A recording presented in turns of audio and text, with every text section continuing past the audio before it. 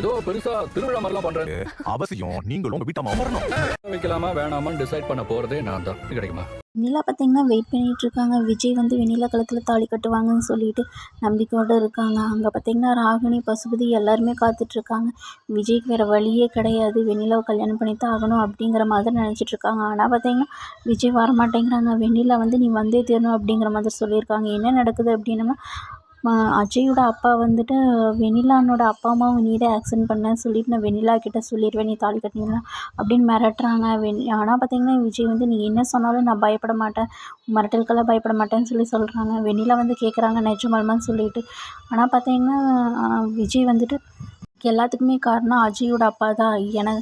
எனக்கு உங்கள் அப்பா அம்மா ஆக்சிடென்ட் ஆனதுக்கு எந்த சம்மந்தம் இல்லை வெண்ணிலா அப்படிங்கிற மாதிரி சொல்கிறாங்க. வெண்ணிலாவும் நம்புறேன்னு சொல்கிறாங்க. விஜய் வந்து என்ன பண்ணுறாங்க, இப்போவே நான் காவேரியை கல்யாணம் பண்ணிக்கிறேன்னு சொல்லிட்டு காவேரி கழுத்தில் வந்து தாலி கட்டிடுறாங்க. இப்போ பார்த்தியா காவேரி நானே இப்போ வந்து நிஜமாக கல்யாணம் பண்ணியிருக்கோம். இதுக்கு மேலே என் வாழ்க்கையில் தலையிட